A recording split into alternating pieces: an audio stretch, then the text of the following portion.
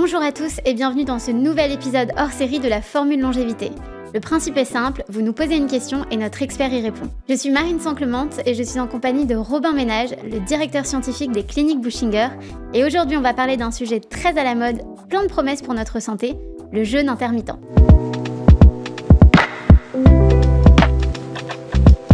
Hello Robin, merci d'être avec nous aujourd'hui. Salut Marine. Alors, j'ai lu pas mal d'articles récemment qui disaient que le jeûne intermittent augmenterait le risque de mourir d'une maladie cardiovasculaire.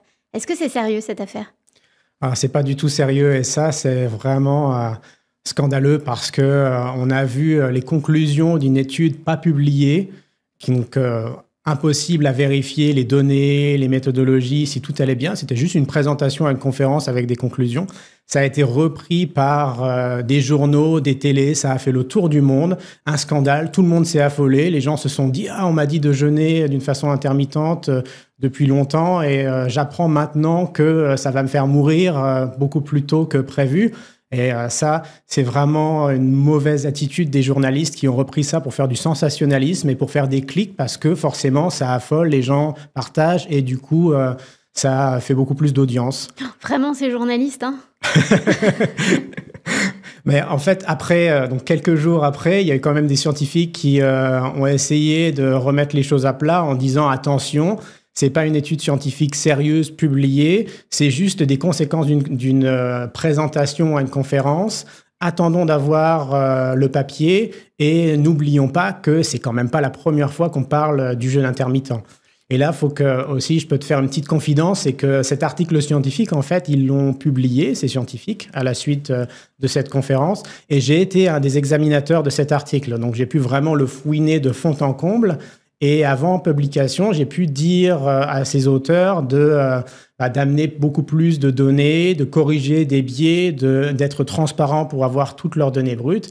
Et j'ai essayé aussi de les modérer dans leurs conclusions pour leur dire quand même faites attention à ce que vous dites. Et parce que quand on regarde les conclusions de cette étude, en fait, c'est des personnes âgées qui faisaient un petit peu n'importe quoi avec leur alimentation, qui sautaient des repas et qui mangeaient d'une façon anarchique. Donc cette étude, c'est plus en fait une étude sur la malnutrition des personnes âgées qu'une vraie étude sur le jeûne intermittent. Donc rien à voir. Alors, on a quand même des études aujourd'hui qui prouvent les bienfaits du jeûne intermittent. Quels sont ces bienfaits ? C'est ça, il y a vraiment une dizaine, voire une centaine d'études maintenant, des études cliniques vraiment bien contrôlées qui ont été faites pour avoir une idée des effets du jeûne intermittent. Des effets du jeûne intermittent, ils sont vraiment complexes parce qu'il y a plein de types de jeûne intermittent, on va peut-être y revenir après.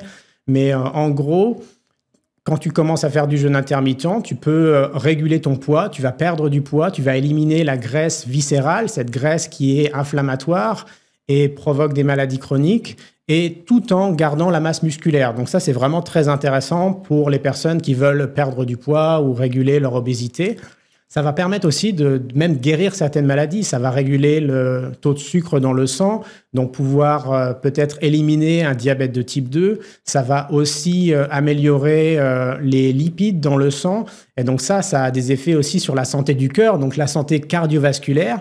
Et si on se rappelle bien, cette étude qui avait été non publiée, ont pointé du doigt que les personnes allaient mourir beaucoup plus d'accidents cardiaques. Et en fait, c'est tout l'inverse, parce que le jeûne intermittent est vraiment montré par des dizaines d'études comme protégeant la santé cardiovasculaire. Donc, c'est un investissement pour pouvoir, sur le long terme, avoir une santé cardiovasculaire et éviter des crises cardiaques. Et justement, dans cette étude polémique, il était surtout question des gens qui ne prenaient pas de petit déjeuner. Est-ce qu'il y a une manière préférable ou idéale de faire le jeûne intermittent ? Alors, il y a vraiment différentes façons de faire du jeûne intermittent. On peut restreindre la période de temps pendant laquelle on mange tous les jours. Ça, c'est ce qu'on entend souvent quand on appelle le jeûne intermittent 16-8. On va avoir une nuit de 16 heures où on va jeûner et on va manger pendant 8 heures. On peut aussi sauter des repas. On peut sauter le petit déjeuner, on peut sauter le dîner, on peut manger un repas par jour, 2 repas par jour. Il y a même des méthodes de jeûne intermittent qui font sauter directement 1 jour ou 2 jours d'alimentation pendant la semaine. Et donc, t'imagines qu'avec tout ce panel de types de jeûne intermittent, ça va avoir vraiment des effets différents sur la santé. Oui, après, la limite, c'est toujours la vie sociale quand même, parce que on dit souvent que pas manger le soir, c'est préférable, etc. Mais pas manger le soir dans une vie normale de gens qui ont des familles ou des amis, c'est un peu compliqué, non ?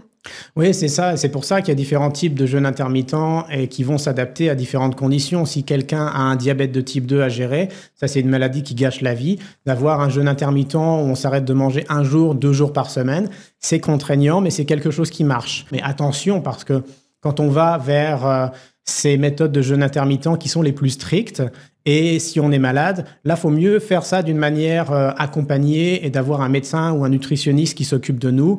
Parce que quand on est diabétique et qu'on commence à jeûner, peut-être qu'il faut gérer les doses de médicaments. Donc là, c'est un petit peu plus compliqué et ça amène quand même des questions médicales. Si on veut faire le jeûne intermittent pour pouvoir juste optimiser sa nutrition, ça, c'est un peu monsieur tout le monde. Ça, c'est beaucoup plus facile que ça soit compatible avec une vie sociale parce qu'on peut faire le jeûne intermittent où on s'arrête de manger pendant une longue nuit. Donc, ça peut être 16 heures de jeûne pendant la nuit, 8 heures d'alimentation, mais ça peut être aussi 15-9 ou 14-10. Il ne faut pas aussi être obsessionnel. Et ces méthodes de jeûne intermittent qui sont plus compatibles avec notre vie sociale et notre vie quotidienne, il faut aussi avoir à l'idée les détails de quand est-ce qu'on doit manger ou pas. Parce qu'on a parlé de sauter le petit déjeuner quand on parlait de cette étude.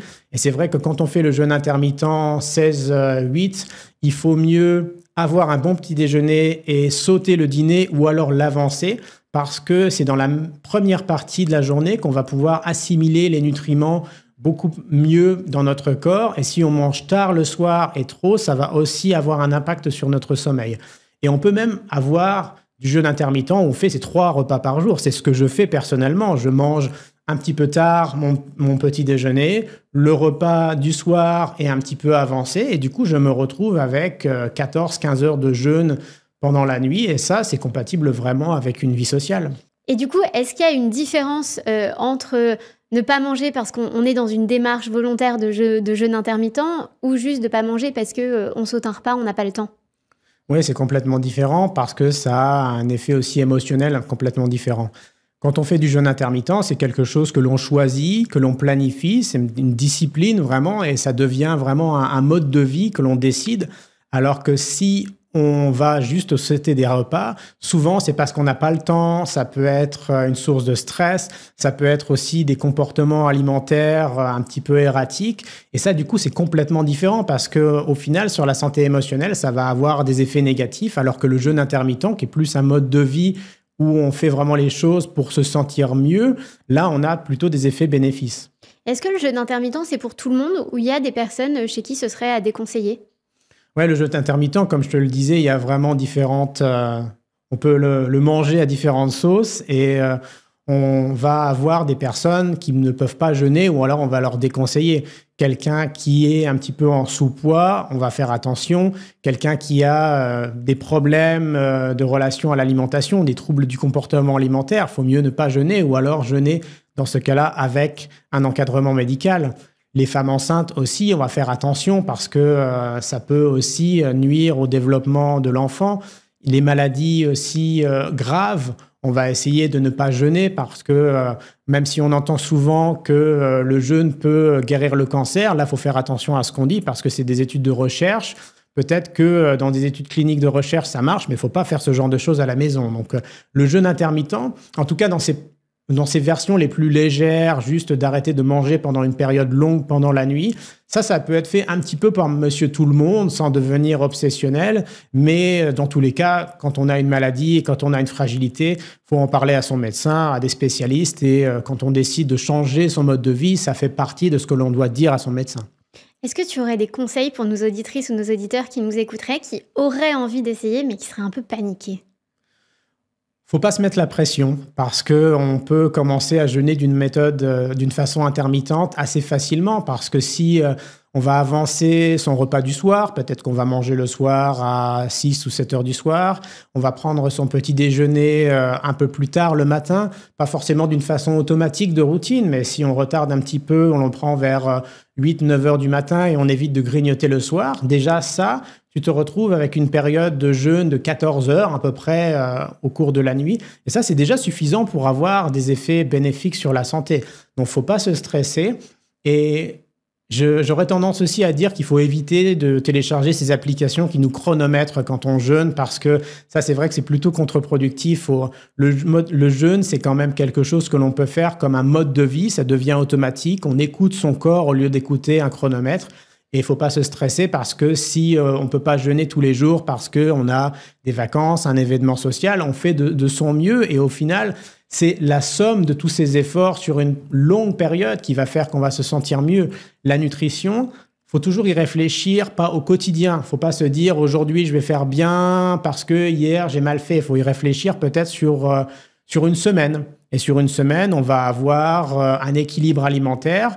Si on ne l'a pas dans un jour de la semaine, c'est pas grave parce qu'on regarde sur la semaine entière et peut-être qu'on a jeûné pendant 5 jours, on a mangé pendant 5 jours des aliments qui nous mettent en bonne santé et on peut faire la fête le week-end, s'accorder un peu d'excès parce qu'il faut avoir toujours cet équilibre aussi émotionnel. C'est important que la relation à la nourriture soit aussi quelque chose où ça peut être la fête, ça peut être la famille, c'est aussi quelque chose de culturel. Et là, il ne faut pas être aussi obsessionnel à se dire juste on va jeûner, juste ça va être une discipline. Il faut trouver un équilibre entre les deux. Donc finalement, quand on parle un peu de cette règle du 80-20, 80% du temps on mange bien, etc. et 20% on s'autorise à faire un petit pas de côté, c'est plutôt cohérent. Oui, c'est plutôt cohérent parce que c'est vrai que ça va te permettre d'avoir un mode de vie qui est beaucoup plus gérable et qui va aussi te rendre heureux sur le long terme et à la fois en bonne santé. Merci beaucoup Robin pour toutes ces connaissances. On mettra dans la description de l'épisode le lien vers une étude sérieuse sur le jeûne intermittent, pas sur l'étude polémique. Et quant à nous, chères auditrices et auditeurs, je vous remercie du fond du cœur d'avoir écouté ce nouvel épisode hors série. Si vous avez vous aussi des questions, n'hésitez pas à nous les poser directement dans les commentaires de la vidéo YouTube ou sur le compte Instagram de la clinique et de la formule longévité. Je vous dis à très bientôt et je vous embrasse. Ciao!